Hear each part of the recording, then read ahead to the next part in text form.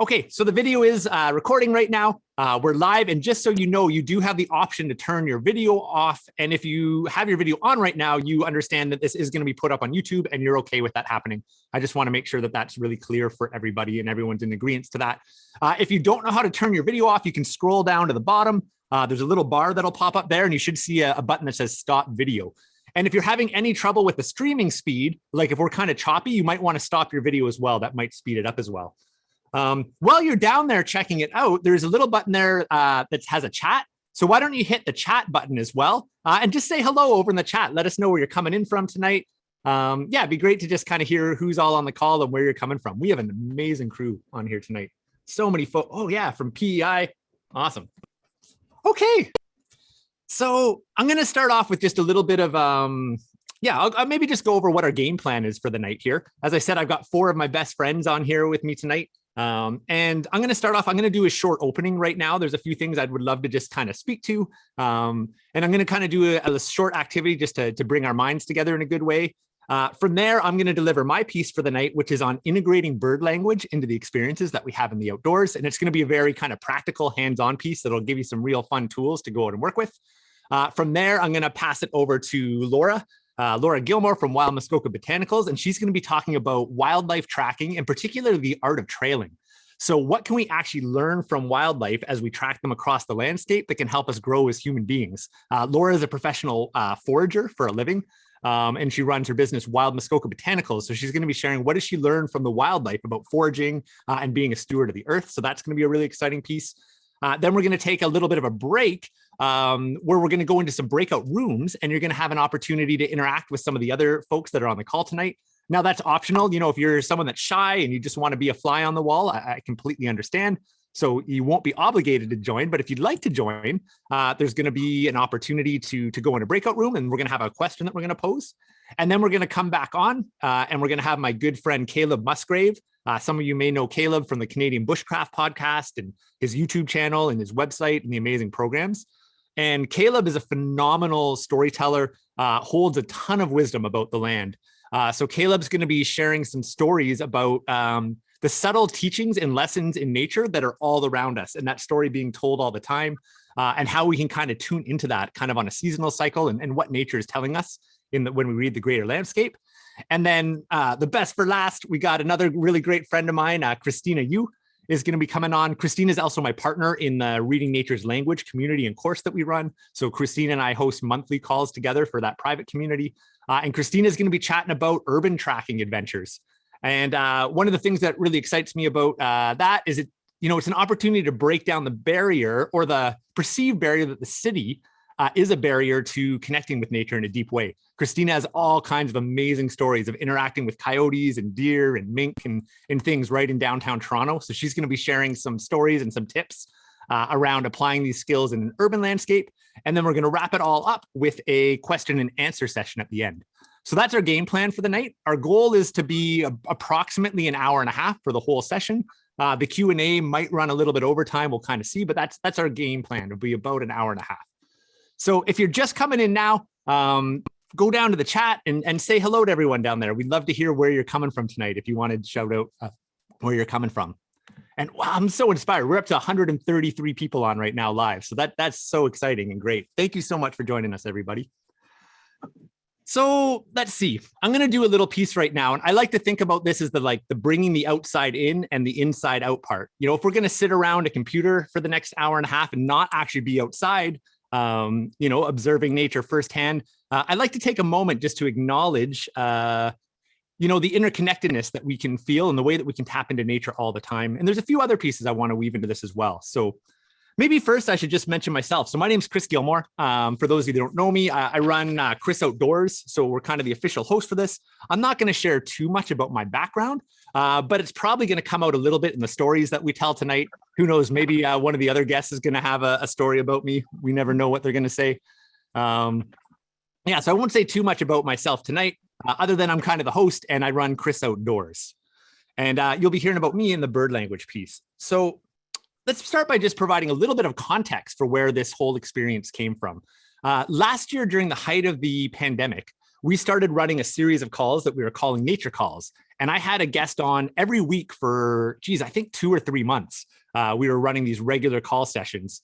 And we were getting really amazing feedback from folks that it was just such a really great break and relief when people were kind of all cooped up and feeling isolated, and the world kind of felt like had a lot of challenges. And I personally just really found these calls inspiring. And what was beautiful is, as a group, we started having people show up over and over again. So we actually started to get to know each other and form this relationship. And it actually became a very different kind of online experience. And it opened me up to this possibility that, through this tool, through this technology, we could still have deep experiences that were really inspiring and left ourselves feeling refreshed. And that kind of inspired myself and Christina Yu, as part of this Nature's Language community we run, to create this thing we're calling the Virtual Campfire. So we now get together once a month with a group of students to connect and inspire each other around nature and kind of collect the little pieces of what's going on outside from all across North America and really the greater globe when we have international people on. And it's been this really fun kind of connection time for us. It's really felt like really good medicine for the times for me.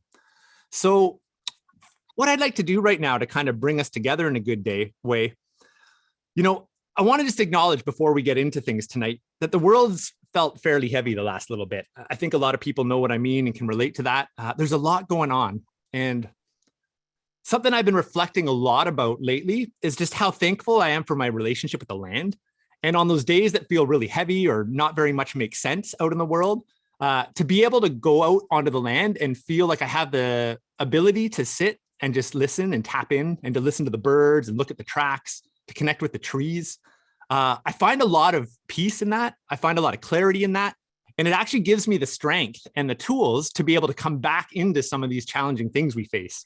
And I feel like it really adds to my resilience, So I've been thinking a lot about, how these nature skills, they're vital to our mental health as humans, to help us quiet the noise and the busyness of the modern world, to find clarity and purpose in challenging times, and to seek both inspiration, but as well as look for solutions to life's problems. And I feel nature is like the ultimate teacher in that, There's so many things that nature is the ultimate model of resiliency. And even in that clarity and peace of mind, often we'll find answers to these tough questions that we're asking about life. What are we supposed to do amongst all the chaos that we might feel? So in acknowledging all of this, and before I dive into our first session on bird language and start kind of sharing our official nature teachings, I wanted to take a minute to just bring our minds together around the vision of tonight's call, bringing the outside in, the inside out, and share some communal awareness. So I'm going to invite everybody right now, if you feel comfortable, to just close your eyes for a moment. And we're going to take a second to connect right now. So wherever you are right now in the world, I invite you just to close your eyes for a few moments. And next, I'll invite you to take a real slow, long, deep breath in, and then a nice long exhale.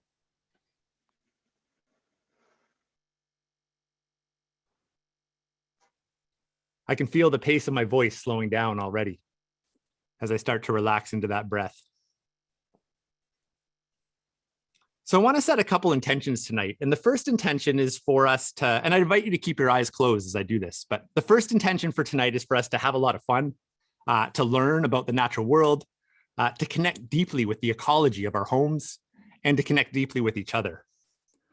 But I also want to set the intention that tonight's not a distraction from the world either and all the things going on, that it's actually part of our work as humans and helps develop the tool set and the capacity and the resilience within us to face the challenges of the world. I feel there's a need tonight to just kind of acknowledge this elephant that's in all of our lives right now, and that's the many conflicts going on in the world right now. Whether it's the conflict that's happening over in Ukraine right now, or it's the conflicts that are happening in so many other nations around the world that don't make the news for whatever reason. I just want to hold our awareness of those things as we do our work tonight in our nature connection. I also think about, all the stories that have been coming out in recent years about all the unmarked Indigenous graves they're finding around the world, and the massive amount of work that needs to be done when it comes in working towards reconciliation across Turtle Island. And I know a lot of us are wondering, these are heavy, big topics. A lot of us wonder, what is our role in these big world events, in these conflicts? What's our role in reconciliation on this land? And I want to pose the idea that connecting with the land in a deep way, learning to listen deeply, those are part of our solution. It's a place we can go to for strength, for clarity, for ideas, for inspiration. And I want to acknowledge the work there is and invite you to take a moment right now to just bring your awareness to the history of this land, wherever you live. I myself, I live in what today is often considered Williams Treaty land, or known as land under the Williams Treaty. The home of the Anishinaabe peoples, many of their nations, the Mississauga, the Chippewa, the Algonquin, and many other nations that have moved through this land. And I just invite you to take a moment right now to just hold your awareness around the history of the land that you're on and the work that needs to be done there to move forward as a community and collective of people in a good way. And maybe we can just take a communal breath around that, of whatever it means to you. In through your nose, out through your mouth. So instead of having that kind of elephant in the room of all of that heaviness and everything going on, I just wanted to name it and bring it into our awareness. Take a deep breath and sit with it. From there, though, I'd like to shift our awareness to tonight's call, which isn't meant to be a distraction from all the work that needs to be done. It's not meant to be a distraction from what's happening in the world. I see it actually as a part of the work that we need to do, connecting with the land, learning to listen on a deep level, being in tune with the ecology of our regions, and asking the land what needs to be done here. So I also want to invite you in this moment to come into your senses. Your sense of smell. Maybe take a deep breath through your nose now and just feel the air coming into your body, right into your lungs.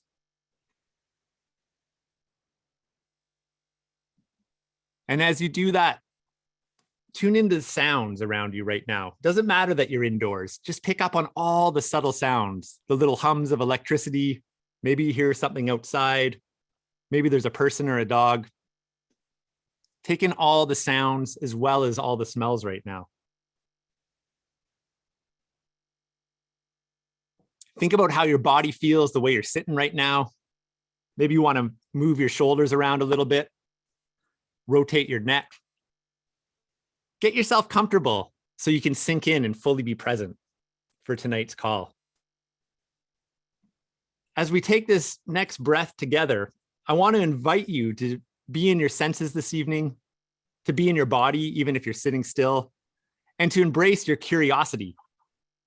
Embrace the joy that comes to us when we connect with the land.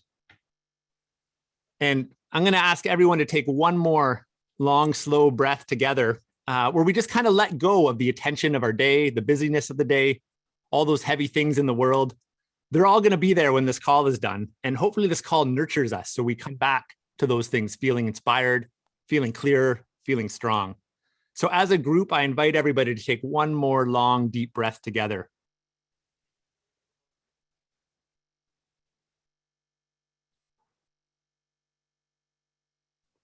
And with that said, I hope our minds have connected in a good way.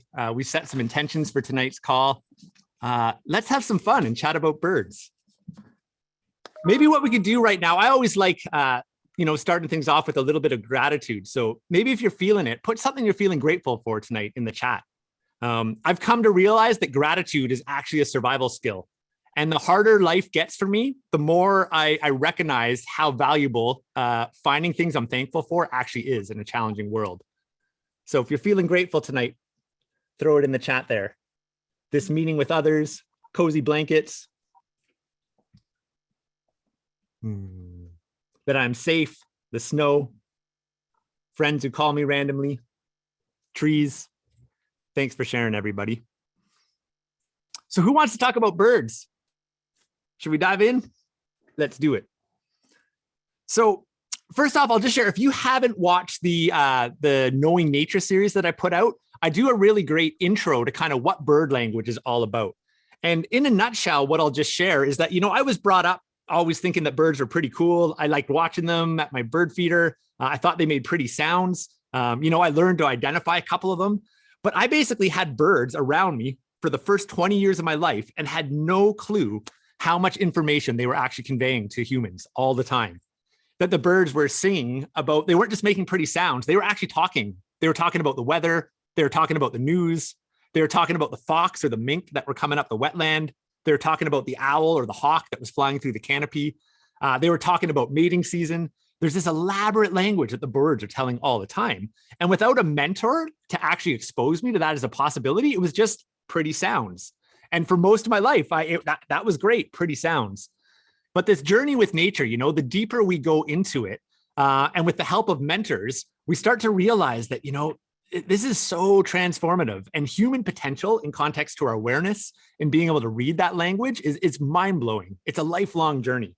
And that's one of the things that inspires me more than anything in the world is being on that journey myself and connecting with other people on that journey, helping each other all grow. So what we're going to do tonight is we're going to go through some of the basic voices that birds make. And by voices, I mean, this kind of comes out of the work of the lineage of a guy named John Young.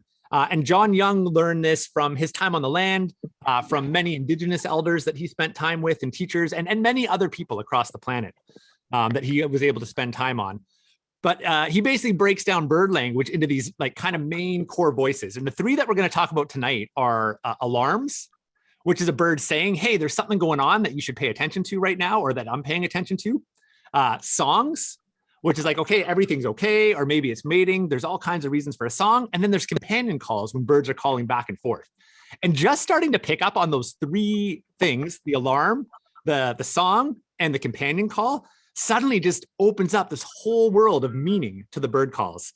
So what I thought would be fun to do tonight, and this is kind of neat because there's a real intuitive level to this. You don't necessarily need to know what bird is making the call to know whether it's an alarm, a call, or a companion call. So what I'm going to do is I'm going to play one of each from the same bird species, and then I'm going to get you to kind of guess or write in the chat which one you think it is. And maybe Laura, I can see you right now, and I can't see the rest of the group. So maybe you can just give me a thumbs up and let me know if you can hear the call okay. So I'm going to play the first call here. And Laura, just give me a thumbs up that it's working so I know, please. So here's call number one. And I want you to think, just feel this. And you know what? Actually, close your eyes for this one again, if you don't mind doing it. So I'm going to get you to listen and just feel, does this sound like a bird that's agitated? Is it alarming? Is it singing? Or is it talking to one of its friends? Here's call number one.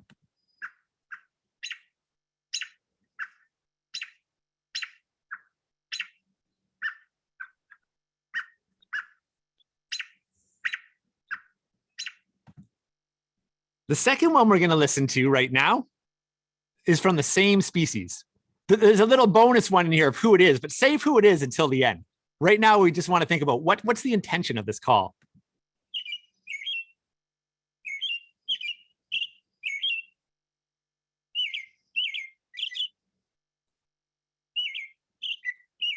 If we listen to those two calls, there's a very different feel to them. So I'll play that other one more time.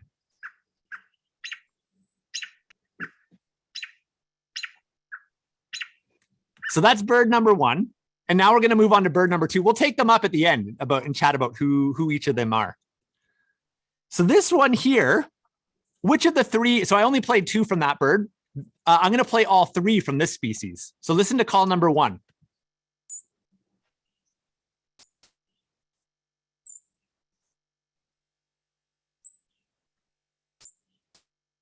Okay, there's call number one. Here's call number two.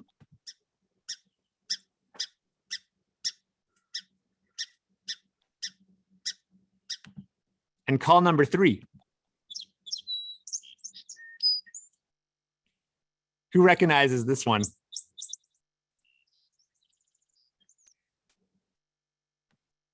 So now that you've heard them all once, this is bird species number two. This is the same bird making all of these. And this is a very common bird across a large swath of North America. So I suspect a bunch of you folks would have this bird in your neighborhood or your backyard. This bird lives in urban areas as well as more northern wilderness areas and rural areas as well. So let's listen to the first one again.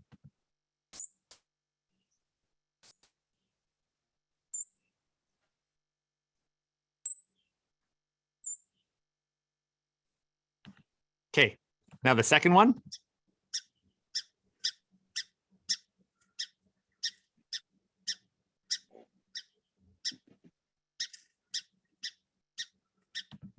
And then our last one.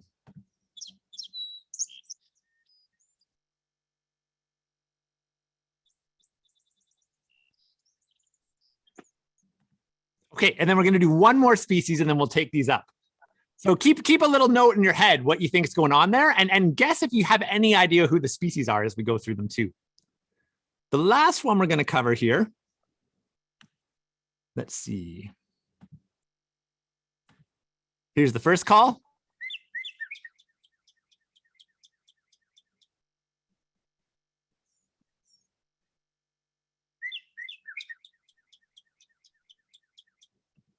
And here's our second call.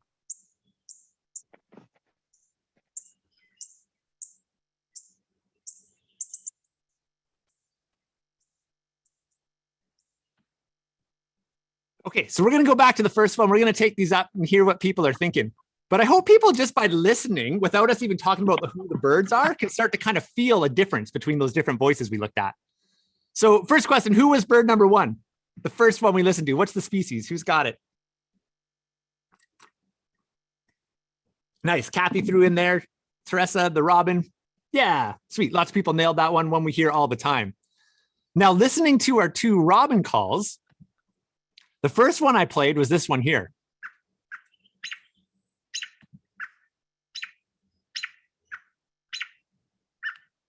So can everyone hear the intensity of that one? Right? Yeah, that's our alarm call going on there. The other thing I'll just mention about that one. So I remember when I first heard about this concept of bird language and started reading about it and learning about it, it seemed really abstract to me. And I guess I just didn't have enough foundation in hearing a variation of bird calls, because I'd be sitting listening to the birds out in nature and I'd have no idea, like alarm, song, I don't have a clue. And I remember sitting in a park one day. I was actually in Duval, Washington, and I'm watching these little robins and they're hopping around the grass and they're feeding and they're hitting up worms and stuff. And then they'd fly up to this tree branch. Then they fly back down and they do their little robin thing where they bob back and forth and they eat another worm and they fly up to a branch. And all of a sudden, one of these birds shot up to the branch in a straight line, but like instantly there was a different feel to it. And I was like, whoa, what just happened there? Like something felt different. Like I've been watching these birds fly to this branch and down for the last half an hour. All of a sudden, I just had a different feeling when it shot up. Like 30 seconds later, a dog comes running down the trail. And it was like my light bulb moment. Like, oh my goodness, this is what people are talking about when they meet bird language.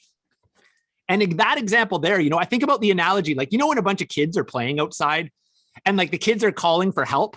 But you can tell that they're just playing. They're like, oh, help, help, help. My brother's chasing after me or whatever. And as a parent or as an older person that's responsible, you're like, oh, they're just playing out there. Like they're not actually calling for help. But then they fall and they actually hurt themselves and they yell for help. And they use the exact same word, but like the hair goes up on your neck and you're like, oh, something just happened. And you go running in there. Bird language can be very intuitive that way. Sometimes within a species, the two calls actually sound almost identical. So there's this level of awareness and tapping in the same way you might on a child's voice. And the more you listen to the different voices, the more you listen to the birds, the more you just get this intuitive feel, like what are they actually trying to communicate in this moment? And the more you understand the context of the greater ecology and not just how the birds talk to each other, but how do they interact with the weather? How do they interact with the insects? How do they interact with people, with other animals? The more you put that all together, we call this reading nature's language, the more meaning you're able to elaborate and the more intuitive this whole process kind of becomes. So let's finish going through those other calls there. So the first one was the alarm. And the second one, of course, here, if you don't know the robin song, this is the classic robin song.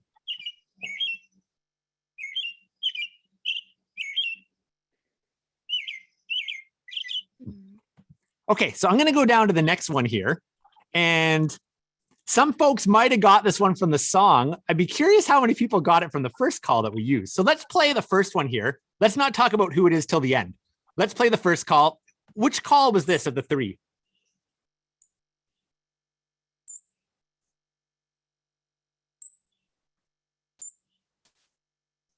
So we had the alarm, the song, the contact call. Oh, Jennifer put babies crying. That's a good guess there. Yeah, Roberta put in there contact. Leanne put contact. Teresa, yeah, getting lots of contacts coming in. So if you listen to that subtly, contacts are often this like single note call. And often you'll hear the one, and then you'll actually hear a second one that's a little bit more subtle. So see if you can hear, there's actually two birds calling back and forth. So I'll play this one more time. The second one's a lot quieter, but it's in there.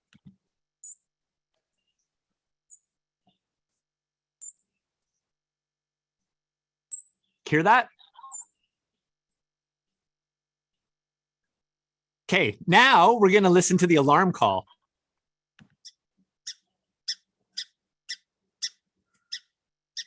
Still a single note call, but can you see without even knowing this bird, there's just a difference in the intensity of that.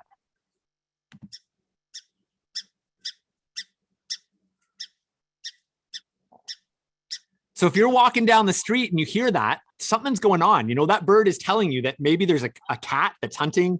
Maybe there's a person around the corner that's acting kind of weird. It could be a host of things. And you can actually get somewhat good at even knowing what they're alarming at once you're able to kind of put the context of all the other information together. Last one here. So this is the song call. And I'm curious, who knows who this is singing right now?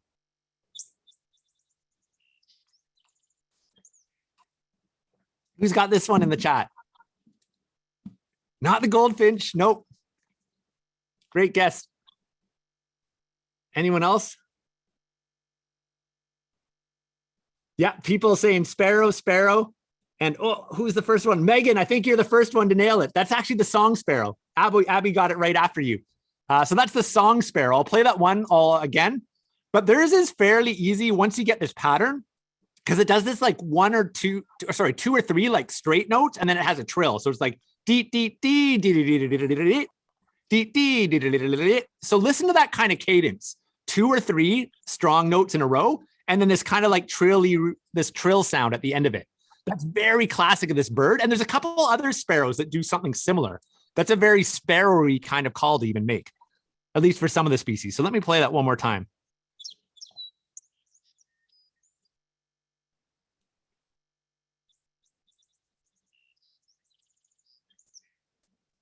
This is actually a little harder to hear. Oh, pardon me?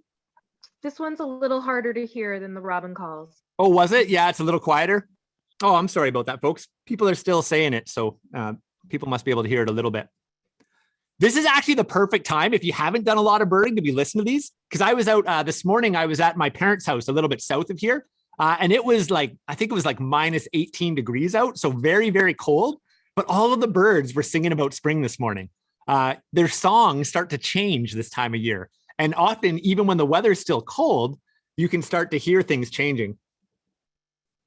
Yeah, I do have the volume cranked to the max there. Sorry about that it's not coming through any louder for you. All right, I've only got one more here that we're going to go through, and then we're going to move on to part 2 of tonight's call. So the last one here. So this was the first call we listened to.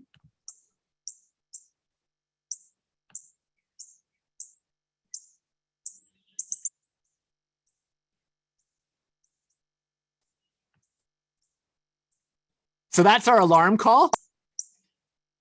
And then part 2, here's our song.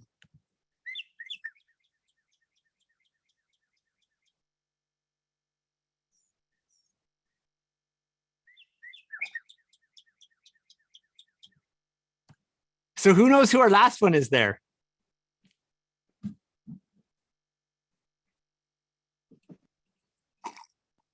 Nice, that's our northern cardinal. So for folks that don't know the cardinal, the way that I often think about the cardinal, I don't know why this works for me, and maybe you won't hear it. I always try and come up with like silly analogies in my head. But I always think about the cardinal as like bright red, and it looks like a laser beam to me, like it's a red laser. And for some reason, their it sounds like, you know, one of those like laser tag guns. It's like pew, pew, pew.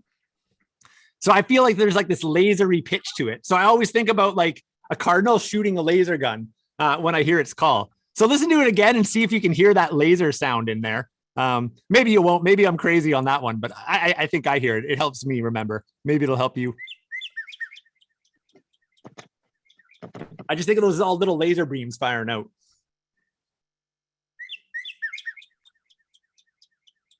Pew, pew, pew, pew. So there we go. There's a few birds for you to kick you off on your spring with them all coming back. We could spend, it sounds like a video game, actually. Yeah, someone just said that. It sounds like a video game app there. That's a great, actually, analogy. That's probably better than the laser one, actually, the video game app one there. So thanks for throwing that one in. So we could easily do an entire evening just on birds. In fact, we could do weeks of these sessions, week after week after week, and dive in so much further. But I wanted to give you a few basic calls tonight to start to think about this idea of the alarm, the call, the companion call, and encourage you that next time you're outside to start to try and pick up on those little pieces. And something that can be a really fun challenge. You know, when life is really busy, it's really easy to get stuck inside of our own heads and our thoughts and our to-do list. And a practice that I really like is creating a trigger for yourself, something that reminds you to come into your awareness. So the challenge I want to throw out to the group tonight is create a trigger for when you walk outside of your door in the morning, whether it's to go to work, whether it's to get the mail, whether it's to take the garbage out. What could you do? You know, maybe you put something on your door, like it's a picture of a bird or something.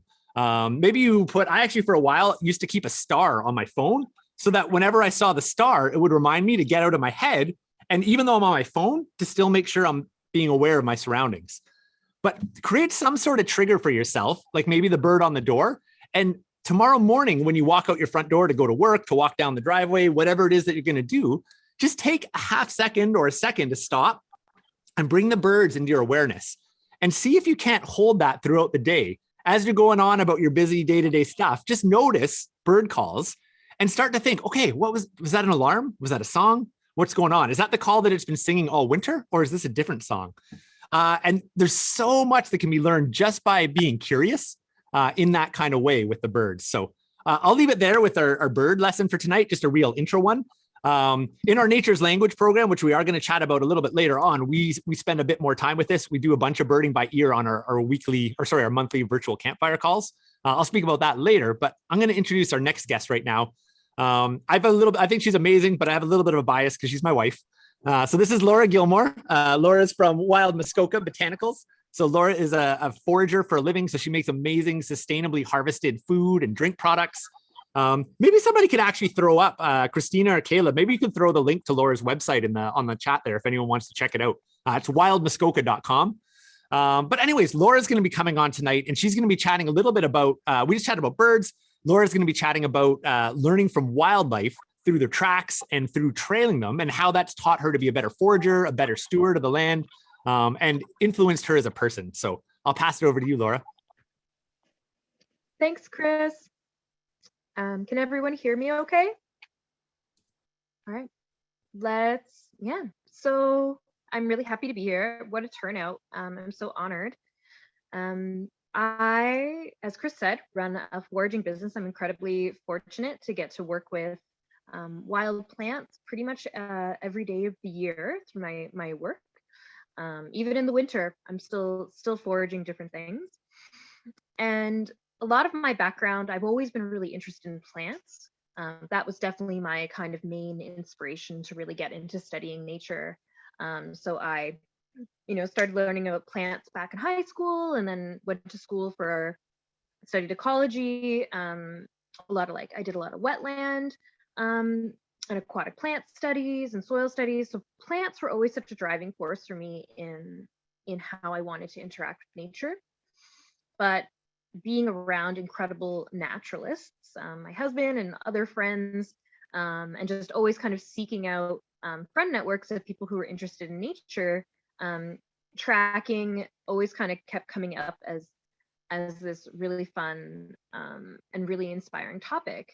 And when I was in school, I did take wildlife courses. And when I was first introduced to the idea of wildlife tracking, it was really just as a tool to identify an animal. And so when I would be out in the forest, primarily in the wintertime, I'd be, say, snowshoeing or cross-country skiing, and I'd see an animal trail. And as far as I ever went was just to identify an animal. And then I kind of just would move on. I'd be like, oh, that's a weasel.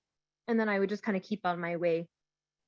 And then as I started to spend more time in the forest with different friends, I realized we would really stop and start to spend a lot more time looking at these animal trails. And so I started to get a little more interested.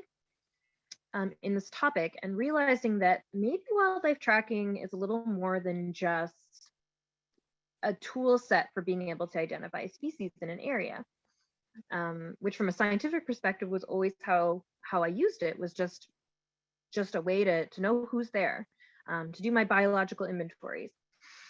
And one winter, I had a really incredible opportunity to go on a week-long wildlife tracking expedition with a good friend of mine, Alexis Burnett, and a mentor of mine from down in the States, Dan Gardoki. So I was in Algonquin Park for the week, and we basically spent the entire week, every day, getting out, basically getting up in the morning and then going out and finding fresh animal trails to go and follow. And so I'd never done anything like this before. And the one day we had gotten some fresh snow, probably maybe a day or two before, but most things were pretty fresh. And so we had gone out, we actually were driving around, and then we found one fresh animal trail along the side of the road, and we kind of went and checked it out. And then our group decided that was the trail we were going to follow, one single trail of what we thought was a wolf from looking at it. So we got all our day packs together, and we headed out on the trail.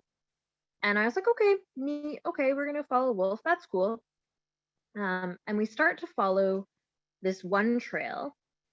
And as we start to get into the forest, we realize that this one trail was actually not one animal trail. This was actually two animals moving together, because there was these places where you could see where what looked like one trail then would branch into two. So the wolves were following perfectly in each other's footprints for most of the time, but then every once in a while they would diverge and then come back together. And that was my first time seeing that. I was like, wow, this is really interesting. And then a little while later, all of a sudden a fox enters the trail too, and a fox starts following in the exact footprints of the wolves. And then we saw places as we kept following it along. We found places where the wolves like had laid down and had like a nap, and my friend Alexis, who was kind of leading this tracking group, is kind of like, showing us in the trail all these really interesting things. And then as we're going along, we're following the trail, and then you hear ravens in the distance. And I could see Alexis kind of getting excited, and he was like, let's keep following. So we would like pick up the pace and keep, so for several hours now we're following this wolf trail, and more wolves kind of keep coming on the trail. And then all of a sudden there are multiple wolf trails, and there's multiple fox trails, and there's fisher trails and martin trails, and we could hear down in the valley, we could hear the ravens. And all of a sudden there's all these different like wolf poops that looked all these weird ways. And Alexis was getting really excited because he's saying that the certain type of poops that they have show that they're eating a very particular type of thing. And we're finding beds where they've laid down and had naps. And next thing we knew, we come down into this valley and we find a dead moose where the wolves had been feeding on this moose. And that's what the ravens had been around. And it was like all of a sudden, for these hours that we had followed this animal, this trail that I had thought was just one wolf maybe walking through the forest, after several hours of following it, we had basically unfolded this incredible story of where the wolves had come and like pushed this moose down the hill and then killed it, and then we're all feeding on it, and we could see all of these incredible signs of like which animals had eaten just the organ meat and all of the different predators that came in. And then even other animals like it was the first time I'd ever seen sign that chickadees eat meat in the winter time. And I just, in all of my years of studying ecology in post-secondary and studying, I had never I'd never been in the forest and actually come away with so much and also so many questions. And that's the day I kind of like, I say like, that's the day I became a wildlife tracker. Like I was obsessed after that. And I really realized that wildlife tracking was so much more than just being able to like identify an animal and like use it as a tool to like, survey for what species lived in an area. It was very much being able to follow animal tracks became something that I could use to actually learn about relationships in nature. So I love that story so much. It's still, I can like every time I tell that story, I feel like I can relive that moment, and it's so amazing. And so since, I've spent a lot of time studying wildlife tracking and just get out on the land as much as I can. And I've really, being out and tracking on the land has also changed the way that I am in relationship with plants. So as a forager, and how I was kind of like taught about herbalism and wild foods is there's always a lot of discussion about sustainable harvesting or reciprocal relationships with plants. And it's about making sure, so sustainable harvesting would be making sure that if you're going to harvest something, that you are maintaining the population of that plant, that you're not, that your act as a forager isn't causing that plant to disappear from the landscape.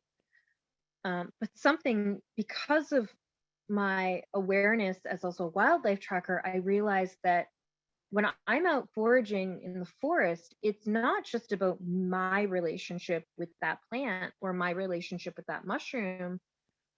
When I am foraging that plant or mushroom, I'm also having an impact on all the other species that rely on, those plants or mushrooms for food or for habitat. And so the time that I spend studying wildlife have actually taught me so much about how to be in good relation with the plants that I'm foraging. So for instance, Chris was talking about the birds, like one of the plants I work with is elderberries, and elderberries fruit at the end of kind of like at the beginning of the fall, like late summer, early fall in September. And it's kind of the time of the year when the birds start to make those migratory journeys south. And if I were to look at my relationship with just myself and the elderberries, I could say, well, the elderberry produces these berries to be consumed. So I could just harvest, it doesn't harm the plant to pick all of the elderberries. It's actually like beneficial to the plant to harvest all their fruit.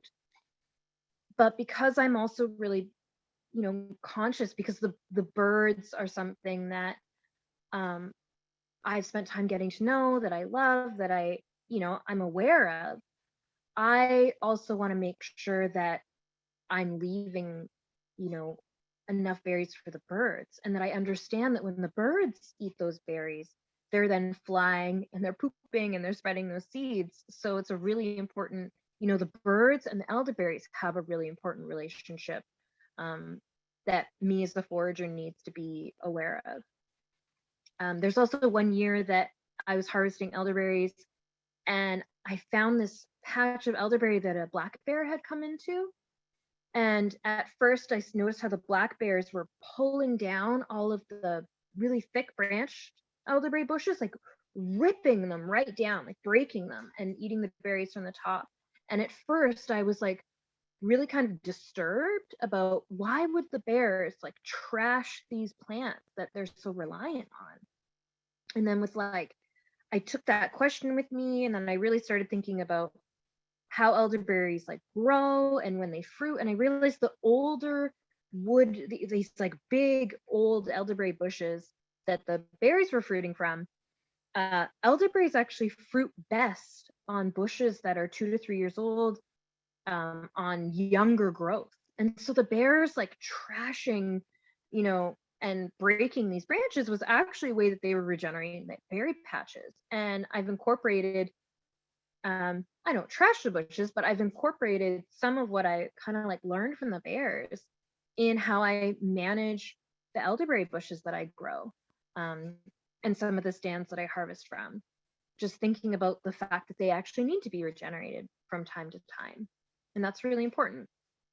And I have so many different instances of, times, for example, like harvesting mushrooms. Again, you could say, well, all these mushrooms are here, they're gonna rot if I don't pick them.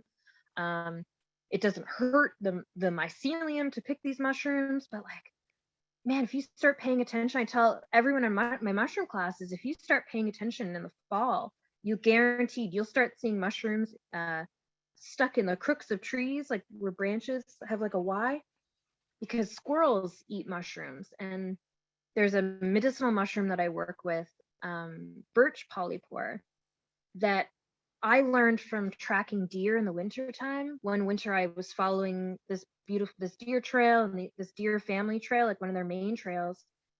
And I was just kind of paying attention, like what, at this real hard time of winter, what were the deer eating? And I found, like in March, them eating these birch polypore mushrooms, these really hard, kind of spongy mushrooms that I would have thought from my human brain that these were just like too rotten to be useful. And here they are being eaten by the deer at like the hardest time of the winter. And when I think about the medicine of that mushroom, it's like immune supporting and really helps to give like vitality. And that's how I would use it like in my medicine. And I'm like, maybe the deer are actually like at this really hard, difficult time of year, eating this mushroom like for the same reasons that I use it for medicine. And so I just, as a forager, I was introduced to it as always just thinking about my relationship to the plant or my relationship to the mushroom.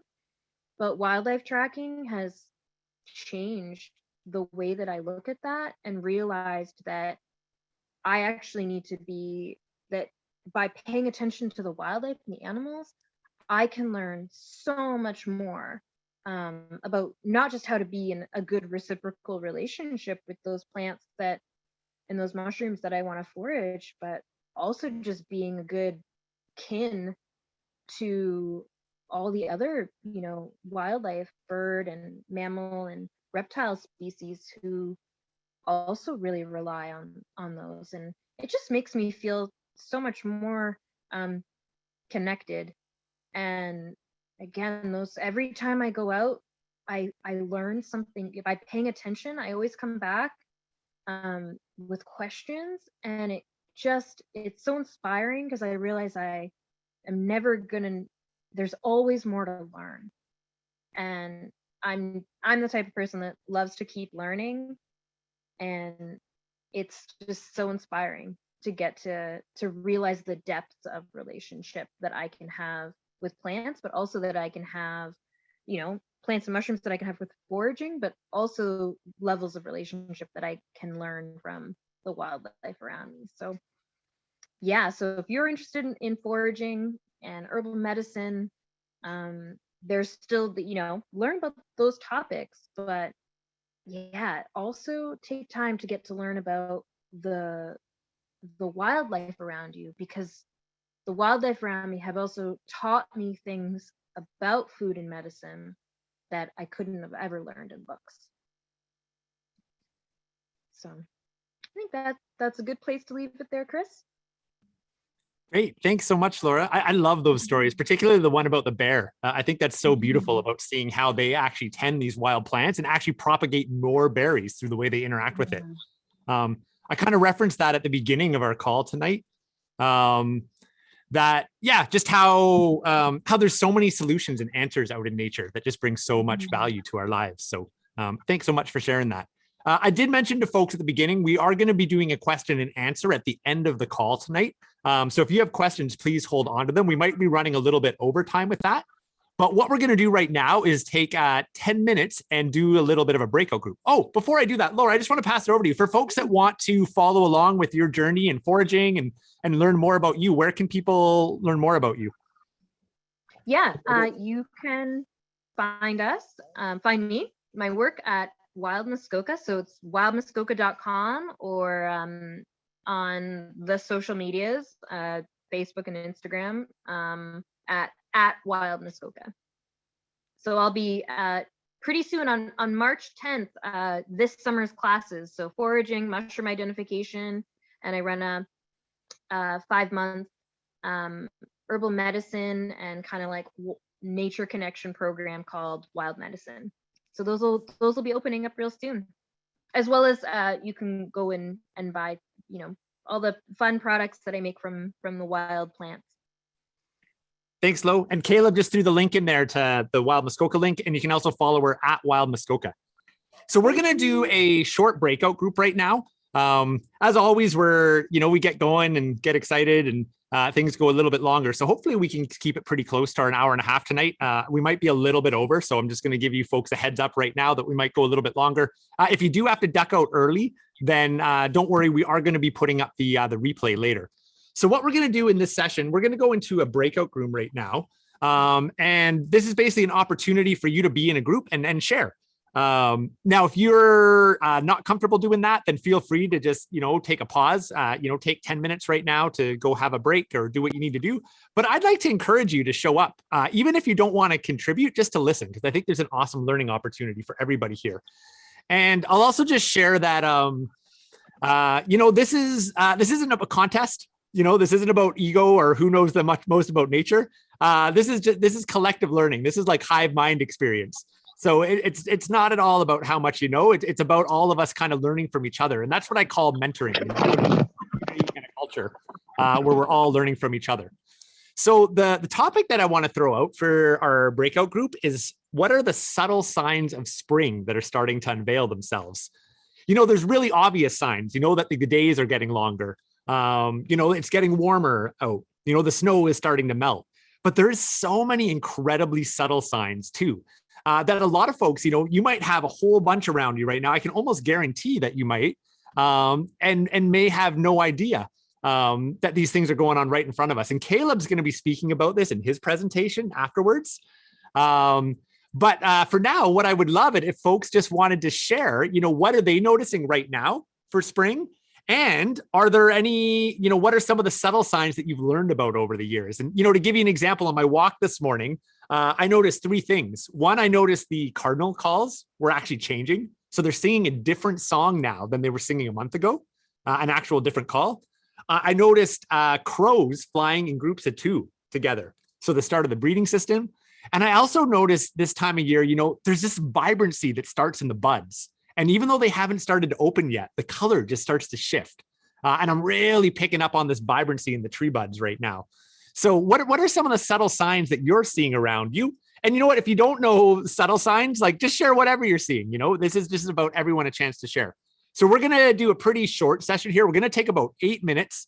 And I would just like to ask that on these calls that we just be respectful of all voices, that we keep it to the topic at hand, that sharing, observations from nature right now specifically, and that you don't take up the whole space. We don't have a lot of time for this breakout group. So just make sure you allow time for everybody to speak during it. So I'm going to set this up right now. It's going to take, you're going to see an invite in just a moment here. Give me one moment. And I may be doing a little bit of juggling around just to make sure that we got people in every group. So just know that if you get swapped around or if you end up in a group by yourself or something, that I am going to be playing with those groups and sorting them out. So you should see an invite coming to you right now. And we're going to take about 8 minutes for this. And then we'll come back with Caleb's next and then Christina Yu after that.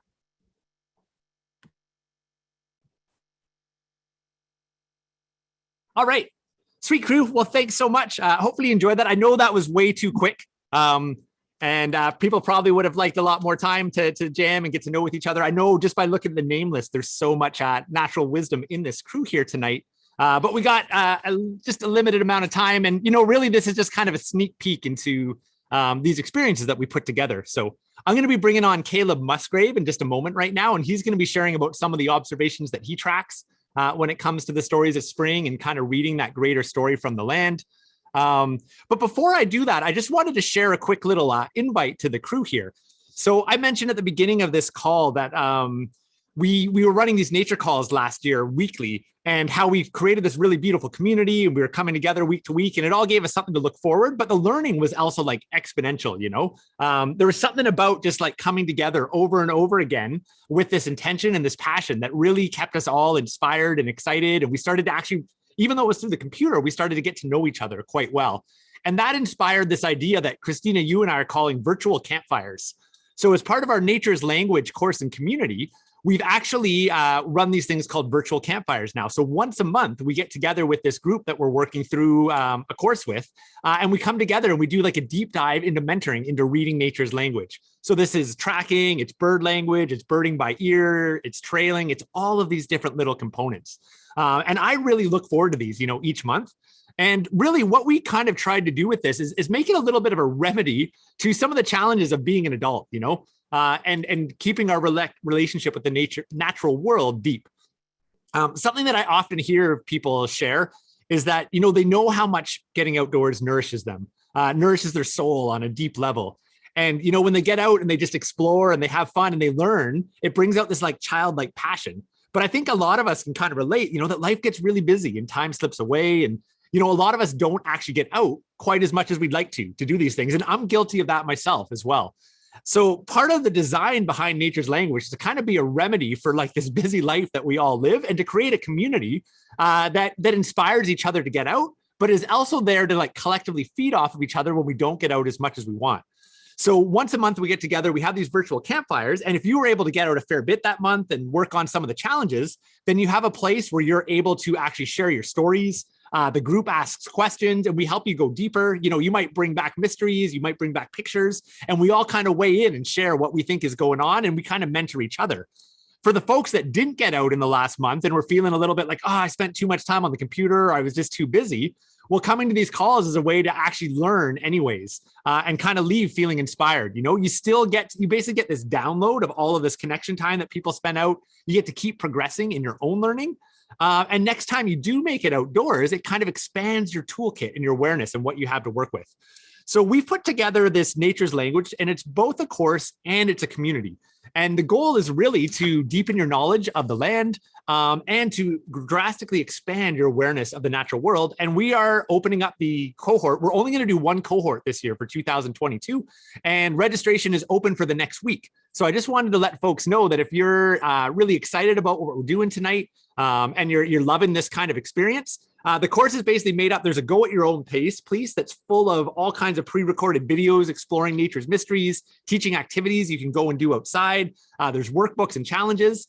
And then we have this really robust online community where people are sharing stories and they're coming on and asking questions. You post pictures. There's actually an app that goes with it. So you can literally like jump on the app and like post pictures, see what people are doing. It is all around the mysteries of nature. And then of course we have these monthly virtual campfires as well. So the next cohort is starting first week of March. And we're also going to close down registration at the end of it. So if anyone wants to join us, I just wanted to let you know, if you go to learnnatureslanguage.com and you enter the coupon code community, it'll get $75 off registration. So learnnatureslanguage.com, enter community, and get $75 off of your registration. And yeah, so if anyone is feeling called to that, then we would love to have you come and join us. Without further ado, though, I'm going to pass it over to my good friend Caleb. And I will just let folks know it's 9:10 Eastern time right now. And I want to make sure that Christina and Caleb, you know, have time to do their full piece. And I'd asked them both to do something between 10 and 15 minutes. So we may run a little bit over. So I'll just give you a little heads up that we might be going about 10 minutes over. And then if you want to stick around for a bonus Q&A at the end, you can do that as well. Yeah, Mateo's just doing a shout out. He's in the course there. He said, come join us. So thanks, Mateo, for the shout out. And I'll pass it over to you, Caleb. Miigwech. Mine might go a little bit over 15. My apologies for that. I'm hoping to keep it as tight as I can.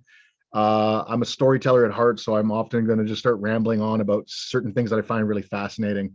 Just to give a bit of a background of who I am, my name is Caleb Musgrave from Hiawatha First Nation. I'm Mississauga Anishinaabe, and I've been playing in the bush since I was like a baby. My parents carried me around in a Tikanagan until I could walk on my own, and then I was just the one that was constantly wandering into the bush behind our house and getting lost and having to be dragged back by my big sister.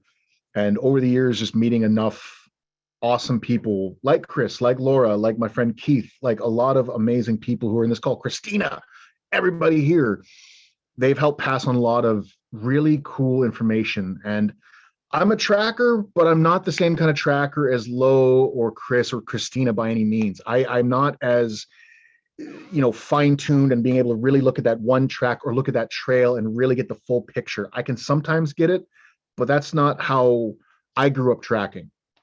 I grew up tracking as a hunter, trying to figure out where the animal's going. Can I catch up to them? Or I'm trapping, where the animal's going to be. How can I figure out where they're going to be so I can set my trap where they're going to be? And through that kind of perspective, I got into this more broad picture, big picture observations of like, when should I be setting my traps? When should I be going out to gather rice? When should I be getting my sugar bush ready? And that's the kind of tracking that I've gotten into. There's a term for it. Actually, there's technically two terms. Semiology and semiotics are the terms that are often used. And sometimes it can be a little woo-woo. It can be a little bit pseudoscience-y. And I understand and respect that, the fact that there's some parts of it that you just cannot really trust as a full science, which is why it's not considered a full science. But there's so many interesting correlations that happen naturally because different things are happening. When I'm thinking about my sugar bush, I can fine tune myself and kind of hyperfixate on when the sap is running, almost like I'm trailing that one animal, and forget that there's a bigger picture happening. And it's not just the maple tree that is doing things because of how the environment is. The entire environment is doing things. And so semiotics or semiology is kind of where I've put myself into tracking, and it's helped me as an environmental monitor. It's helped me as an archaeologist when I worked in archaeology for a decade. And it helps me just as a person who works in the bush. And those big picture kind of concepts kind of flow through the season. And there's more than just one season, and there's more than just one location. So these are going to be very regional specific.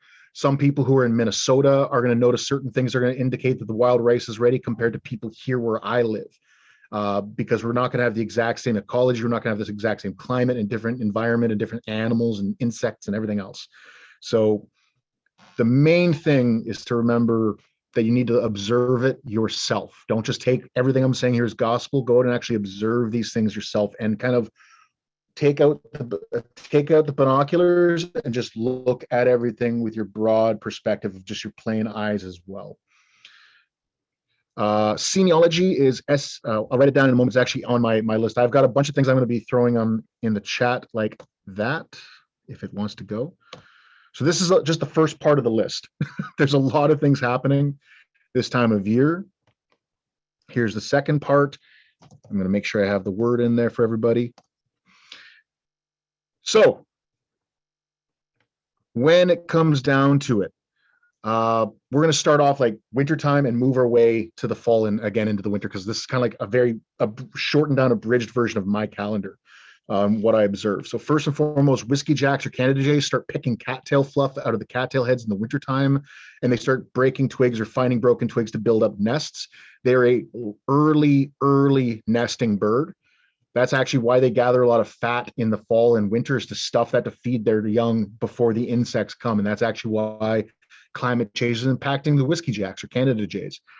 Around the same time they do that is when the wolf mating season begins.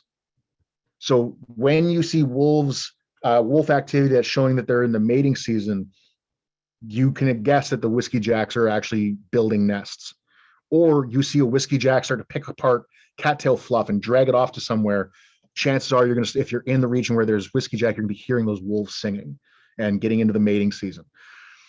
Cow moose swim across lakes and stay on small islands in early June. That is the calving season within the next couple of weeks.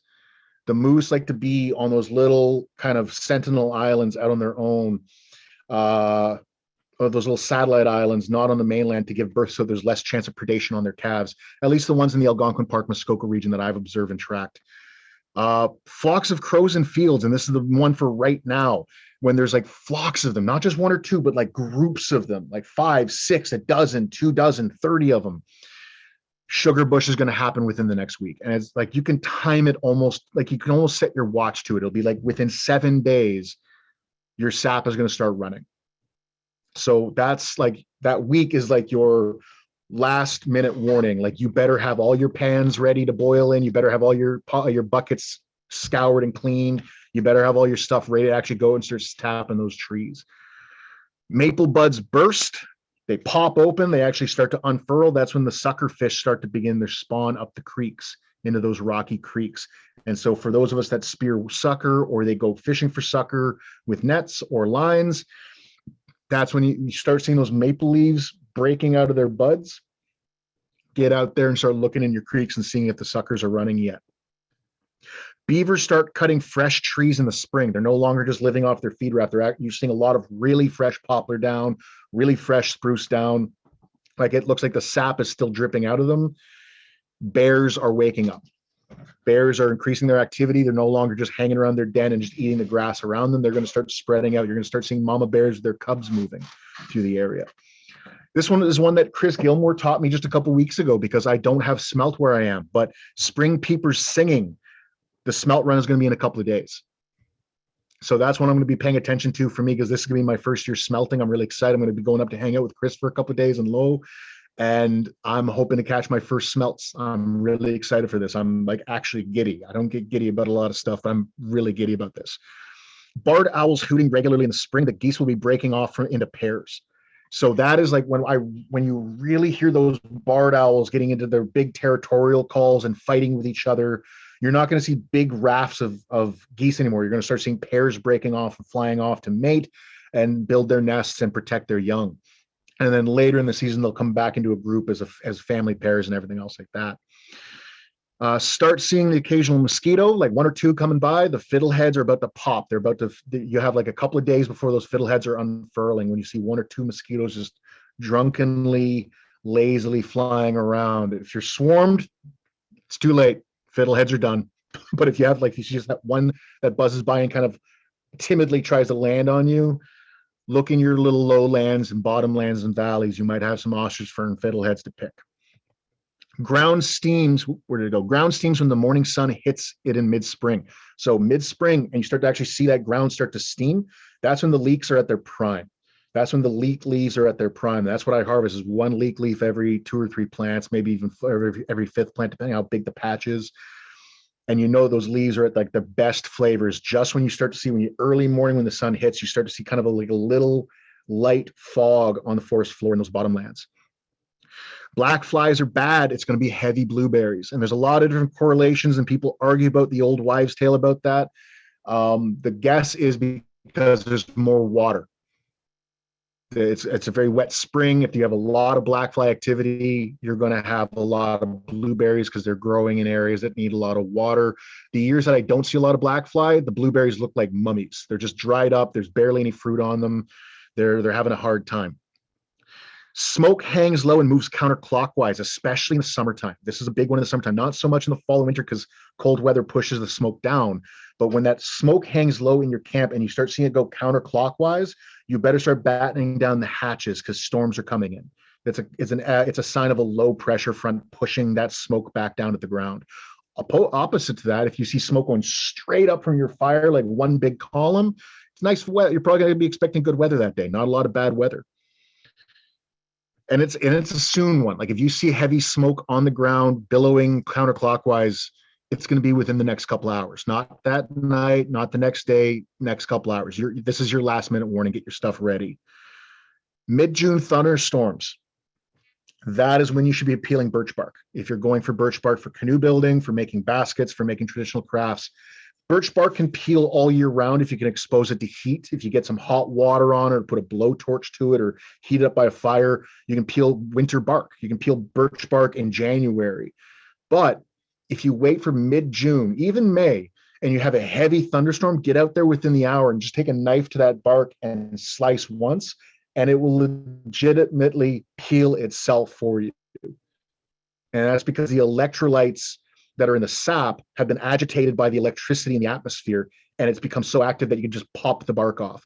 All trees peel really easily in June, but the birch right after a thunderstorm, it's like you feel like a Jedi. You just take one slice and stand back and watch it peel and open up itself and drop to the forest floor for you. It's one of the most magical, beautiful things I've ever witnessed in my life.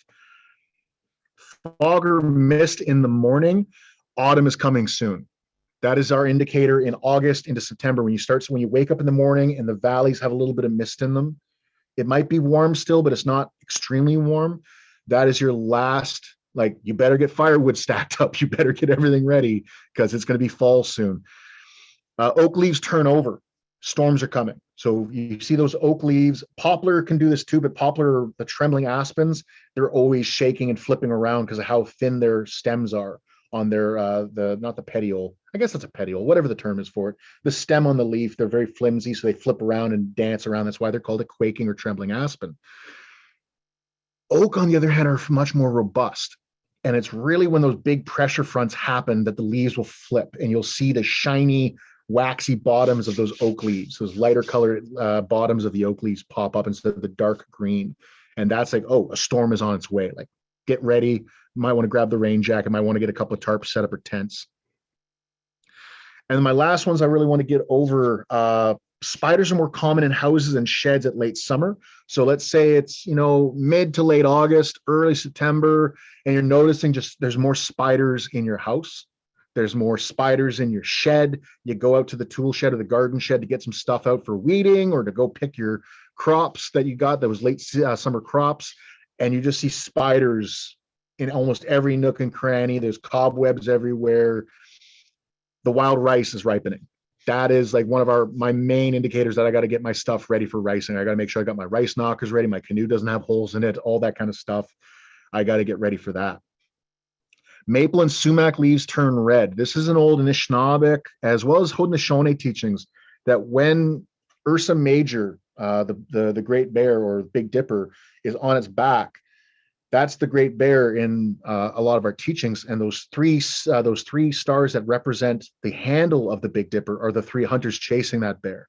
And when it gets perfectly horizontal in late September into October, the bear's been killed. And the blood pours down and it paints the leaves of the maples and it paints the leaves of the sumac trees red with its blood. And that's when we know that the bull moose are going to start rutting. We need to get our bows ready. If we're bow hunting, we got to get our guns sighted in. We got to get everything ready. Get your moose call practice up to snuff because the moose are getting ready to breed. And that's the best time to be out hunting them, just like any other cervid, like a deer or an elk. I had a few other ones. Frost forms on shorelines and wetlands. That's when the beaver and muskrat fur is now getting prime. The primeness of an animal's fur is about daylight, just like when ducks start laying their eggs, just like a lot of other things, how much light is in the daytime. Animals can go to prime in the summertime if they're in a fur farm and they close the windows and don't allow light. But we notice that when there's a lot of frost on the shorelines of those wetlands, especially out on the cattails, they get that kind of silvery sheen on them.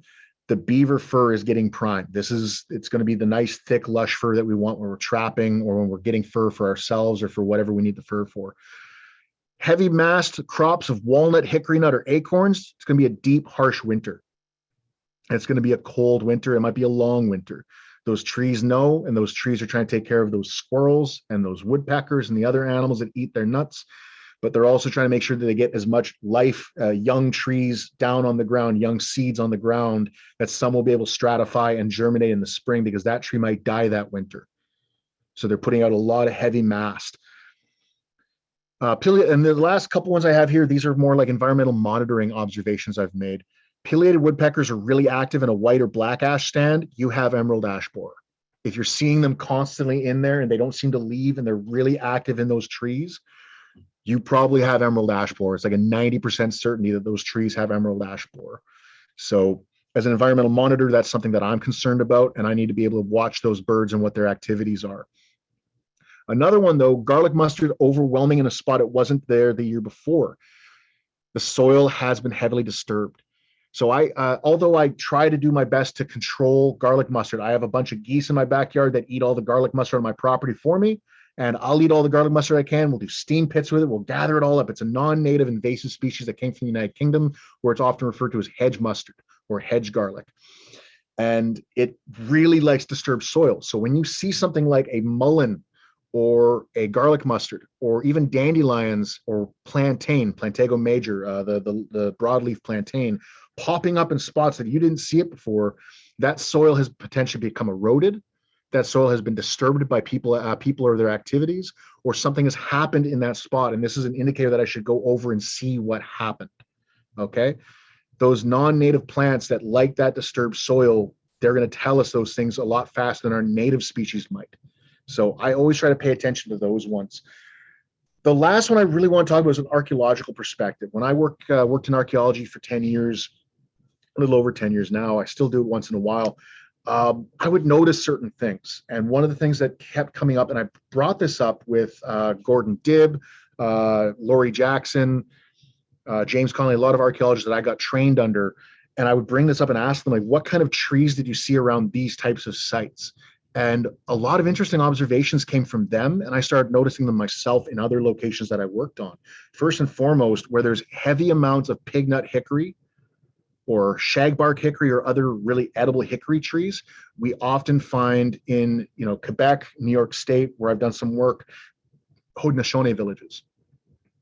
Not just an encampment, not just a couple people here and there, village sites, because they would nurture the hickories because it was a very common food for them in the fall. And so they wouldn't cut down all the hickories in their area. They would encourage their growth. And so where you see big stands of hickory trees that have been there for multi-generations, we often find Haudenosaunee village sites in New York State, Quebec, southeastern Canada, southeastern Ontario, I mean, down into, and when I say Haudenosaunee, it's not just the Haudenosaunee, it's the entire Iroquoian language group. So the neutral people in Niagara Falls, the Tobacco or Piton that were up in Georgian Bay, we see the frequency of heavy amounts of hickory in those areas. Along those lines, there's this interesting relationship of acorns. And I talked about this once on my podcast over a year ago when we're talking about processing acorns for food. There's two different main families of oak.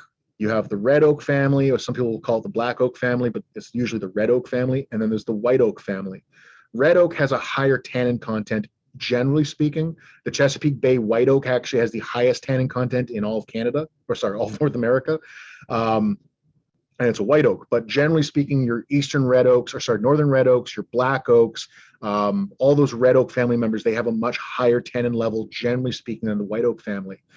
And so it takes a lot longer to process them and remove that tannin. It can take up to 7 days, depending on the method you're using. Whereas the white oaks, like bur oak, eastern white oak, they have a much lower tannin content. And that makes them a lot easier to process in large yield and get a lot of food. What's more interesting, though, is for me, is the white oak family often drop their acorns and germinate that spring. They don't need cold stratification. They'll crack open, you'll start seeing little seedlings popping out.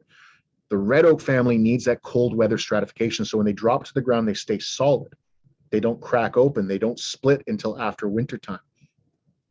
And what I find really fascinating about that is that gives us a fall harvest of food that has to be eaten right then and there, or else it's going to spoil the white oaks, but also ones that we can dry and leave for long periods to feed ourselves later. And that could be the red oaks. And so when I started putting two and two together and started to observe different things, I started noticing that when we get to these burial sites of Nishnabek and Proto-Algonquin groups like the Point Peninsula complex from 2,500 to 3,700 years ago, their burial sites frequently were found around white oak trees,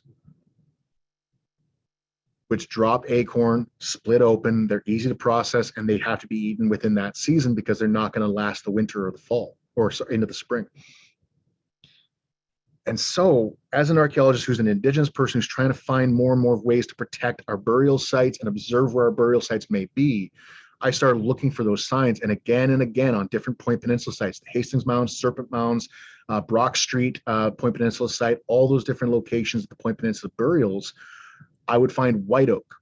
And from all of our observations of everything else on the archaeological observations, we also noticed these sites were often visited mostly in the fall.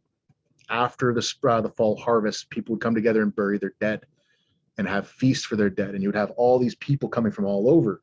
And so let's say we're in Hiawatha First Nation, pre-Hiawatha First Nation, everybody's coming to gather to bury our dead and have feasts. I have to feed all these people. I'm the host. White oak, right there. But I need to make sure I have acorn for me for the fall and winter and spring. Red oak. So where we find our not our winter sites, but our late fall sites are often in the red oak stands. And where we find burial sites that were visited and used during the fall, right after harvest, we find the white oak stands. And so these observations have helped me as an environmentalist. It's helped me as an archaeologist. It's helped me as an Anishinaabe as a man of my people to learn a lot. Beyond that, the last thing I really want to mention is there's a great book on the subject of like trying to get into semiology and guessing and figuring out and actually experimenting with and observing the seasons. If you live in the central Ontario, Kawartha Lakes, Muskoka Lakes area, there's a great book by Drew Monkman called Nature's Year in the Kawarthas. It's a phenomenal read. It's basically a calendar where every single week he breaks down in the book what's happening in the environment at that time. It's a phenomenal, phenomenal book. But yeah, that's pretty much the majority of my presentation. I'll leave everything else I have to say or answer during the Q&A period, because I already know that we went way over what Chris was hoping me to go over. So I'm going to stop talking now. I'm going to pass it on back to Chris. Thank you so much, Caleb. That was amazing. Folks, I'm as those of you that know me and are actually in our Nature's Language course or the Hunter's Journey course will know that I'm notorious for over planning and putting way too much on the calendar. I just get all excited and I can talk about this all night long.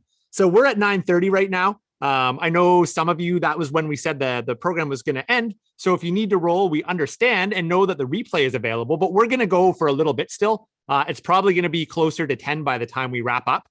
Christina Yu, phenomenal tracker, phenomenal naturalist, is coming on next to chat about urban tracking and urban tracking adventures. And then we are still going to do a Q&A. So I'm just going to kind of, I'm not even going to ask Christina to shorten her piece. Christina, feel free to take the time that you want. I think people are pretty stoked and still here. I'm super stoked. So let's just keep rolling. And thanks everybody for sticking with us. Thanks again, Caleb, so much.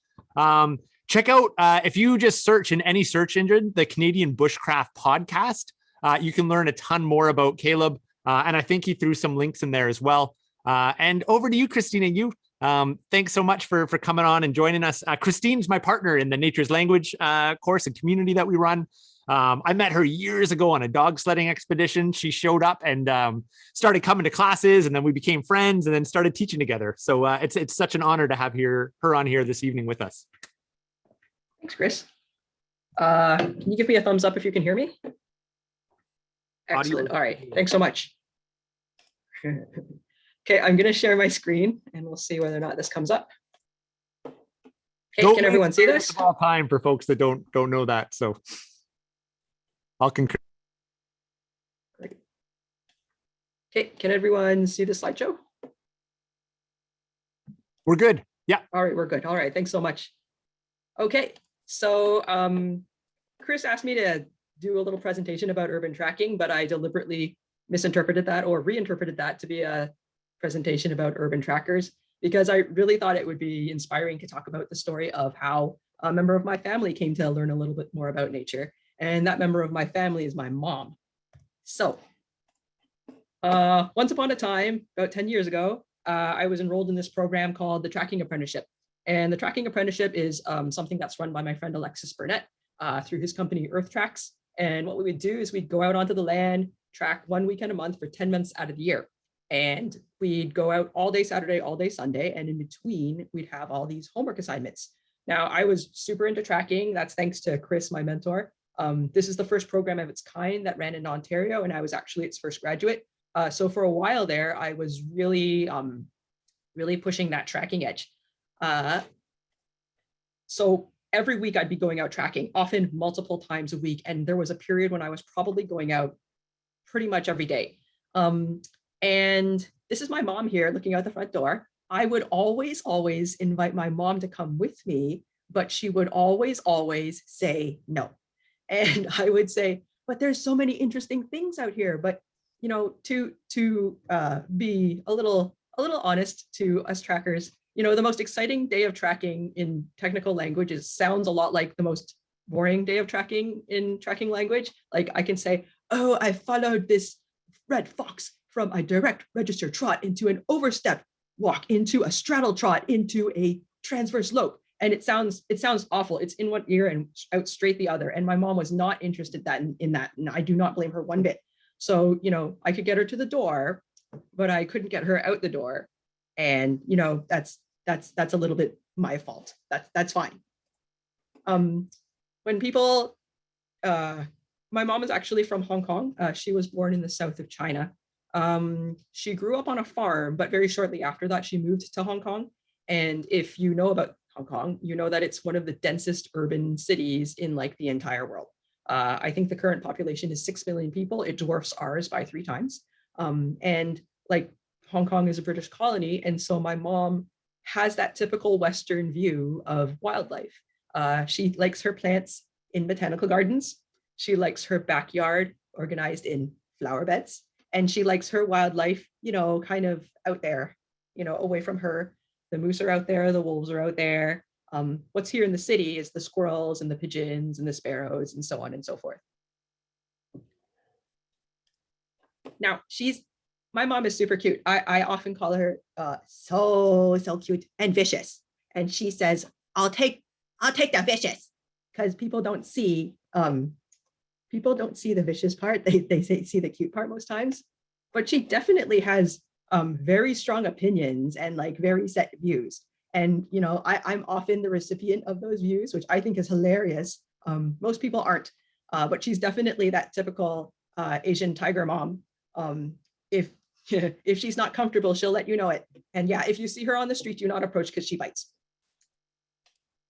So I'm a tracker of animals, but that's a skill set that's not really understood or popular in our society. My mom, I tell my mom stuff about tracking, but like I said, it's really technical, in one ear, out the other. And she'd be all like, well, you can tell me about it, but I kind of don't want to go out there with you. And meanwhile, I'm out there exploring all these cool topics. You know, I'm out there with my friends. I'm like checking out beaver chews. I'm looking through my magnifying glass at things, and I'm getting into like birds and mushrooms and meteorology, and looking at all these fox dens and trails. And like sometimes I'm even finding the animal, but it's just not something that she's interested in. And I just, you know, I know she loves to see animals, and I know she loves to see plants, but I couldn't get her out into the field with me. Now, as time went on, you know, years go by, I graduate the apprenticeship, I go on to find my own tracking club, and like she sees that I'm serious about this. So in her own way, she did come to support me. You know, she'd be asking me, okay, what did you see out there? And so, you know, I tell her, okay, I was tracking a fox, or, you know, I followed this raccoon, and I found these little baby prints, and I think those were the babies. And so she started looking for the things that I was seeing, because often I just go up to our backyard and I'd point and I'd say, this was this animal, and I can tell because I'm seeing this. And I didn't realize it at the time, but my mom was really retaining this information. And this picture here is actually me measuring eastern cottontail tracks on our driveway. My mom was the one who found these tracks. She looked down and she's like, I think there's these tracks on the driveway, Christina. And so I went out there and I measured them, and she came out with her phone and she took a picture. And so she kind of got that this was something that was valuable to me. And at the same time, this was also something she was beginning to take into herself. And that was really cool. One day, my mom had to have, she had to take this really strong medicine. And if you know anything about traditional Chinese medicine, you'll know that the tongue is an indicator of health. And so after she took this very strong medicine, she was like sticking out her tongue and looking in the mirror. And she noticed that there's this like white film on her tongue, this like very cloudy, thick white film. And a couple of days to go by and the film's not going away. And so she was telling me about it. And I said, well, Mom, I have this burdock tincture. and it's supposed to be really good for helping your body clear away impurities. Would you like to try it? And so we talked a little bit about, the dosage and possible side effects and whether it could cause any harm or not. And she decided in the end that yes, this was something she wanted to try. So over the next few days, she was taking this tincture and she'd look in the mirror and she saw this little line of bright red, so her normal tongue, slowly creep up from the tip all the way to the back, like day after day. And so she was watching as she took this medicine, like how it was gradually clearing this other drug from her system. And she thought it was absolutely incredible. And so a few months go by and she starts to ask about this plant, this burdock. Now to her, like I said, plants to her belong in botanical gardens. Anything that's not in her flower bed, she considers a weed. She doesn't know what it is. She didn't plant it. She doesn't like it. It's a weed. And burdock definitely fell into the weed category. But after having this interaction with this plant, that made her better. She was really curious about it. So one day we're walking on the sidewalk and she goes to me, is that the burdock plant? And I said, yes, that is the burdock plant. And you can tell it's the burdock plant because of these really big leaves that it has, but it's different from mullein because mullein has these very soft leaves that people think they can use as toilet paper, but they shouldn't. And so my mom, as we went walking, like she would day after day, she'd say, that's the burdock plant. And I would say, yeah. And she's like, that's the plant that helped me when I was sick. And I said, yes, that is the plant that helped you when you were sick. And I was just so impressed that she was taking in this information about this plant that she considers a noxious weed that has no place in her backyard. So I was just so excited that she made that connection. Well, one of her favorite gifts that I've ever given to her is a good pair of binoculars. So here we are, we're looking at this dark morph red-tailed hawk that was in our backyard. We put up a really good bird feeder, and like her favorite pastime now is like picking up the binoculars and looking out into our backyard and seeing who's at the feeder. Well, one day, don't I get this text from her telling me, I think there's a rose-breasted grosbeak at our feeder. And I said, no, there's not a rose-breasted grosbeak at our feeder. There's no way that my mom made that ID, to my eternal shame, because when I got there the next day, wasn't there a female rose-breasted grosbeak at our feeder, which looks exactly like a female sparrow, which looks exactly like a female house sparrow and a house finch, and like all sorts of other purple finches. Like every single little brown bird looks like this rose-breasted grosbeak. But she took the Peterson's Field Guide and she looked it up and she found this thing with this thick pink bill and she made the ID 100%. And it was during the polar vortex. And her other comment was that the bird was pretty stupid because it couldn't figure out the feeder. But again, like I was so impressed that she was making this ID on this bird after like listening to questions that I had been asking about other birds. Like, what color is its bill? Do you see an eye streak? How big is it? Is it bigger or is it smaller than a sparrow? Is it bigger or is it smaller than a robin? Well, the next iteration of this adventure came in the form of a text. I was in my cubicle at work and I got this text on my phone and it said, Christina, call home. Hurry. There's been a murder. And so I called home thinking that something awful had happened to my father. But actually, what it turned out had happened was that a coyote had leapt the fence to our backyard and grabbed up an eastern cottontail rabbit and eaten it while it was in our backyard, because she followed these tracks and she found the front half of the cottontail just around the corner, plus its gut pile. And she did what I demonstrated in front of her for years without knowing that she was paying attention.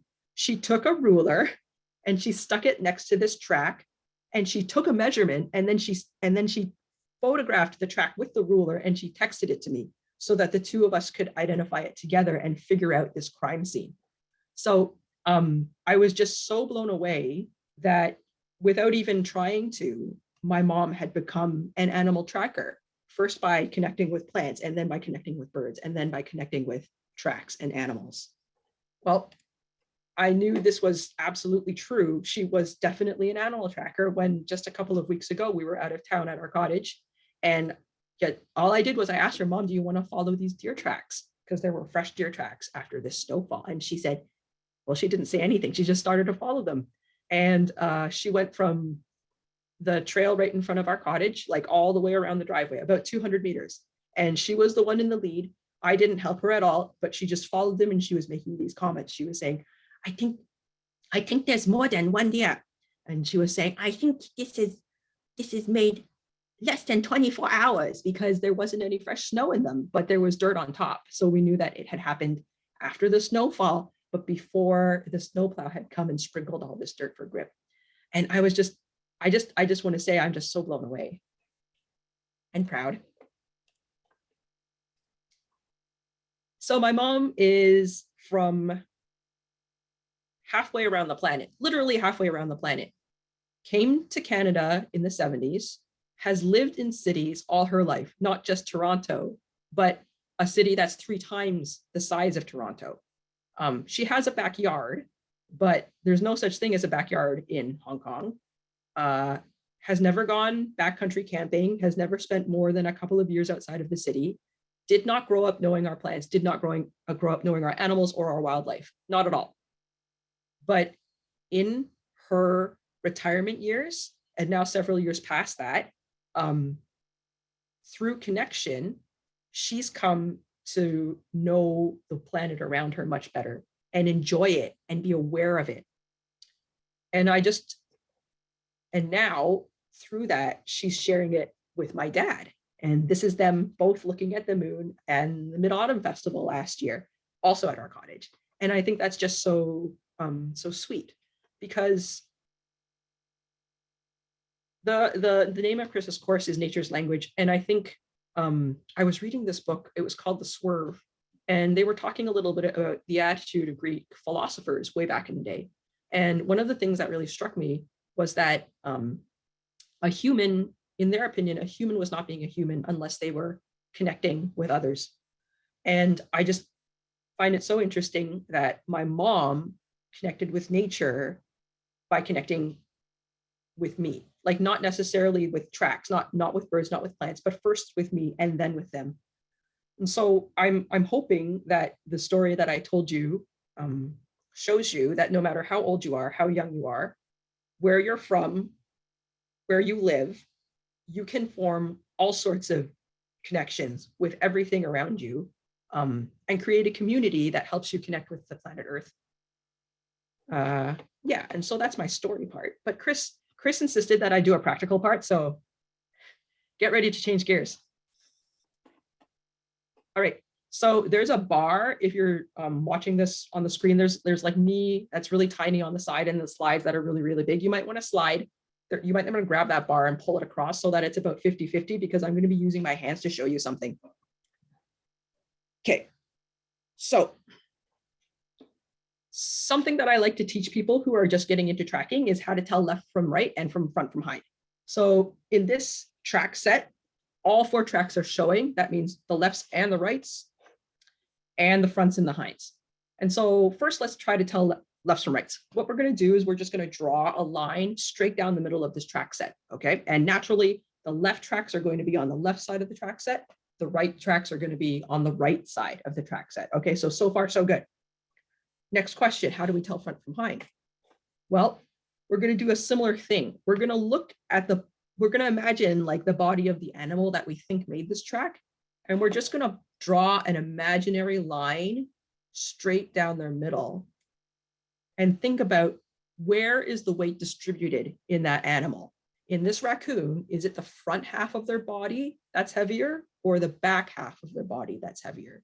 And you can just see from the picture, draw this imaginary line, the back half of this animal is bigger. And so what's going to be the larger print? Its back end. So between these 2 tracks, this bigger track is going to be the hind, and this smaller track is going to be the front. And you can see it borne out by just looking at this animal's feet. The larger hind is underneath that big fat butt. Smaller track is underneath that smaller front end.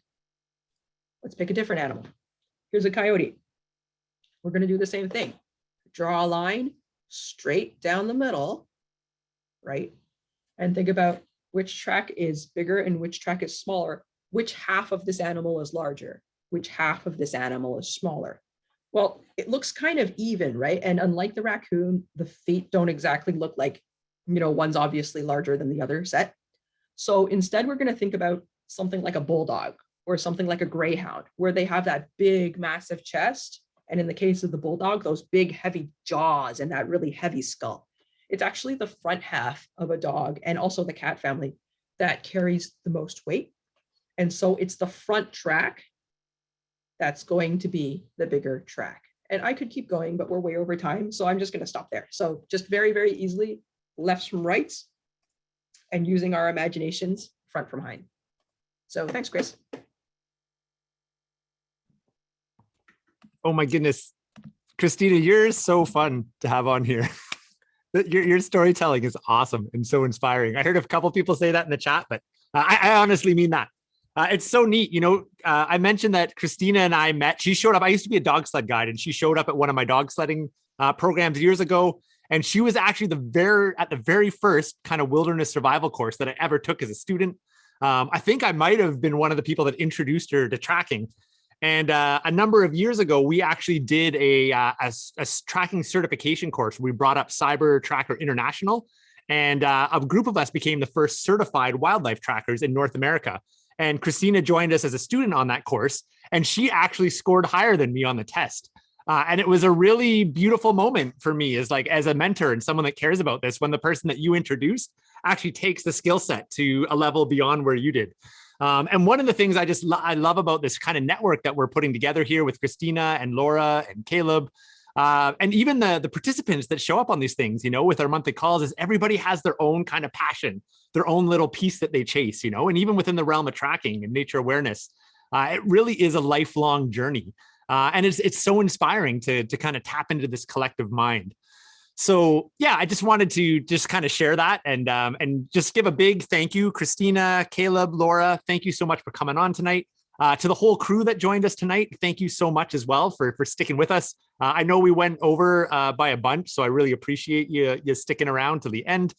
And we are going to do a quick little question and answer. We'll maybe do just a little 5-minute question and answer. But I do just want to throw out one kind of last shout out for folks.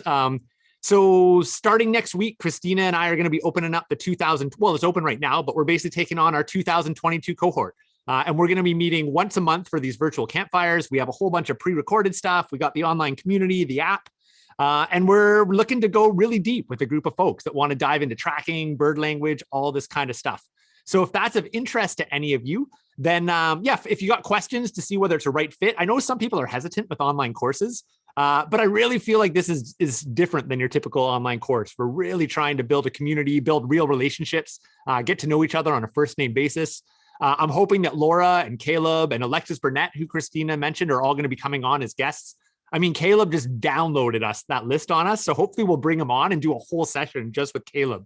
And we'll take that list and really break it down, and we'll do that with Laura as well and Alexis. So if any of you are interested in joining us, you can go to learnnatureslanguage.com. And remember, if you enter community, the word community, you'll get $75 off that. If you're not sure if it's a fit or if you got questions, feel free just to fire me an email. So chris@chrisoutdoors.ca is my email.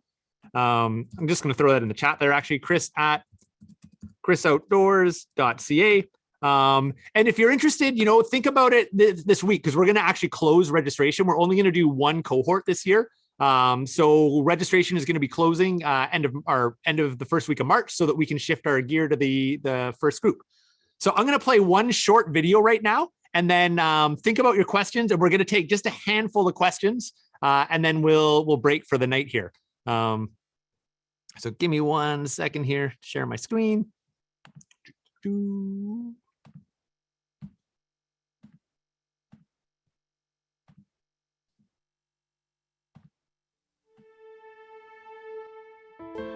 I think I encountered the problem of this being just a big green wall. Like, all these trees don't know what they are, all these leaves have no idea, all these prints in the ground, I don't know who made them. But once I started tracking,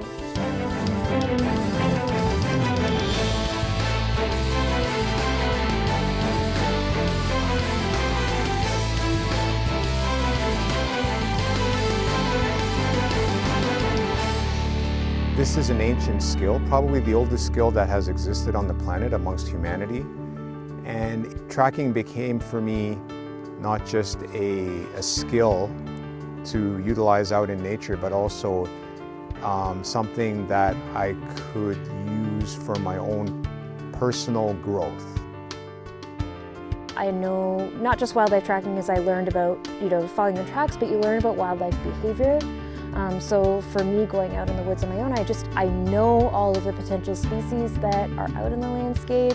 I understand about their behavior, and I feel like I can be really happy when I have wildlife encounters instead of being scared about what the unknown of what's out in the woods.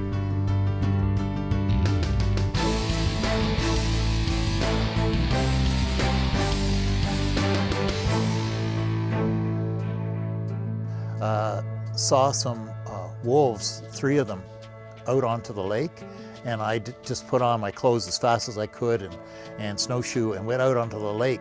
The young ones were playing around and sitting down and checking out what's going on around them. And then there was a set of tracks as I moved along that came out of the forest. The paw prints were huge, and I realized it was the male who had been watching me from the forest up in the hills, and then decided I was not a problem, and then came down and joined the other ones. And I just went, wow. The whole world is full of communities that aren't just the human community, and that feels like a really beautiful thing to sort of look in at and connect to. And what you'll find as you learn to track from nature, that nature is the perfect teacher. Nature's amazing at actually mentoring us, like it has been since the beginning of time, how to be incredibly efficient and effective beings, and to have deep connection and to know our place in the world.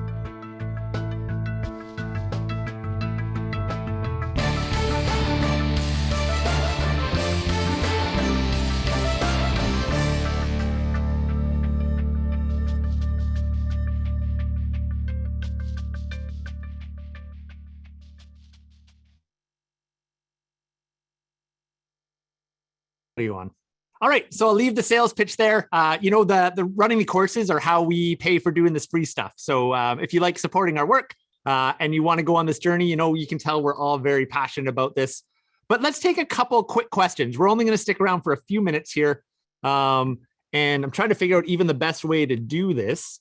I guess I'll just kind of pull them from the chat here. So would it be wise if we just had people raise hand on the reactions? We could, yeah.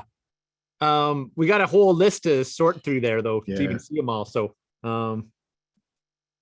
cool. Okay, here's a question for Laura. Do you have an outlet source where one can buy bulk equipment for foraging for school classrooms? When I think, I guess equipment for foraging there's not really a lot of equipment needed. You can get some baskets at the thrift store, which is where I get my stuff, and pair of pruners. I don't know how gardening tools work for classrooms. If it comes to books and stuff, I do have some connections for field guides. I do sell a few different field guides, but really you don't need a lot of equipment to get started in foraging. Yeah, I think it's more knowledge, right? That's the important part. So I didn't mention it, but Laura actually runs a program that she calls the Wild Medicine Program as well. And I believe there's 4 sessions where you get to come together and spend a whole day with her on the land learning about plants. So you can learn about that at wildmuskoka.com. Yeah. Caleb, did you pick up on any hands or any questions scrolling around there? I'm just looking here to see. Feel free to put your hand up or throw something in the people chat. Just asking, like, I see the essential equipment, really field guides that are specific to your area, that teach you just how to identify the names of the different, whether it's the plants, mushrooms, birds, basic wild, like to know what species are in your area. That's really, for me, the starting cargo pants. That's funny. For me, the starting point really are just some good field guides that, again, you can get specific, as close to your area. In Ontario here, there's a company called Lone Pine that does, plants of Southern Ontario, and you know, the Sibley's birds of Eastern North America, or you know, those are the kind of books that are as close as possible to your physical area. Get to know who your neighbors are, really. All right. Well, I'm not seeing too many more questions, so I'm going to do like a going once. Don't be shy. You know, we got folks on here, so if you want to throw something out, please go for it. But we'll do a going once, going twice. You can also ask your question live if you don't want to put it in the chat. I can unmute you for a second. All right. I don't think I see any hands. Anyone else see hands? No. Okay. Awesome. Well, thank you so much for joining us tonight, everyone. It was truly a pleasure. Watch, I'm going to send out. Oh, cool. Someone just, I didn't see who they're. Cyber Tracker. Yeah. So we are looking at putting another Cyber Tracker eval together. So watch my website. I'm actually just about to launch a new website. So chrisoutdoors.ca. So www.chrisoutdoors.ca is my personal website. And ignore the sites that's up there right now. Within the next 2 weeks, I'm going to have a new site. And we are actually looking at bringing a certified wildlife tracker from Cyber Tracker back up here, potentially in the fall, to do a track and sign course and a trailing animals course. And you don't need to be intimidated if you haven't done a lot by doing the eval. It's really cool to have the test at the end and to get certified, but it's an amazing learning experience. So even if you don't care about the certification, just show up and just try. And even if you're a beginner, it's so worth it. And for somebody that has been doing for a little bit, it's an amazing way to really push your skill to the next level. So if you check out my website, chrisoutdoors.ca, I'll be posting that there once we have a date. Hey, Ben, you got a question there? I can unmute you quickly if you want to say something. I think I have to. There we go. Come on, Ben, throwing out. Hey, well, firstly, hi, Chris. Nice, man. It's been forever. I know, right? This is so great. I'm planning to be leaving the continent for a lot of this year, and I was wondering if that should prevent me from taking your course. I think the most important part, do you have access to decent internet speed wherever you go? Yes. Yeah, then you can take it. We have people, we actually just had someone sign up from Iceland for the course. Cool. So that sounds like a very solid yes. Yeah, cool. So we focus on North American animals in the way that we teach it, but we teach it, I'm a big fan of a principles approach. So we'll teach it in a way that you can take the gist of this and apply it anywhere. And if you're able to come on the live calls and even in the community, like post your pictures, you know, we've had people post from all over the world inside of the community, and we'll have a ton of fun, like jamming on it, because there's principles to tracking. And it doesn't matter whether you're tracking lions in Africa or, you know, some weird animal in Europe that I don't even know about, or tracking here. There's principles that go across all those different places, and we'll help you understand those principles and apply the knowledge of this place to whatever habitat you're in. And one of the things I love as a tracker is actually going to different habitats and applying what I know in North America in different habitats. So does that answer your question? It does. Thank you. Awesome. Okay. Well, I think we'll leave it there, folks. I don't see any more hands. Any closing thoughts? Caleb, Christina, Laura, anyone else want to say anything else before we break here? Kanzi just asked one question. Oh, go ahead. Oh no, it was so great to be here. Thanks for having us all, Chris. Definitely. Kanzi was asking, do I accept visitors? Yes, but usually when I'm fully caffeinated, do I accept visitors? If you get here before 9 a.m., things get thrown at doors and bad things happen.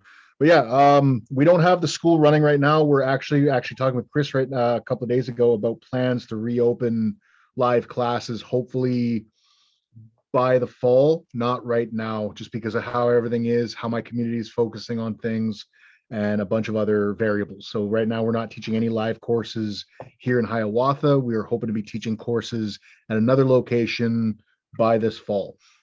So anybody's welcome to come out and take class with us. And in general, if I'm just doing stuff in the bush, if you see me posting on social media, like, hey, I'm doing this week, give me a shout, message me on our Instagram or Facebook, what have you, and we can organize when you come out to help me out in the bush. That's always appreciated, whether it's running trap line or hauling sap buckets or helping me get a semi-frozen rotted fisher out of my backyard so my dog stops rolling it and bringing it back into the house with her. So yeah, whatever is clever for that. And I just want to say what I was originally unmuting myself for was the last comment I wanted to make for the night was just go out and observe, look at everything, ask questions, and just observe and ask questions and observe and ask questions. Every answer will bring more questions. So just keep asking the questions. But yeah, that is the main thing. Just observe and ask questions. And thank you for joining us tonight. Thank you for having me. And thank you for being patient with me rambling and ranting for God knows how long. Thank you so much. Miigwech.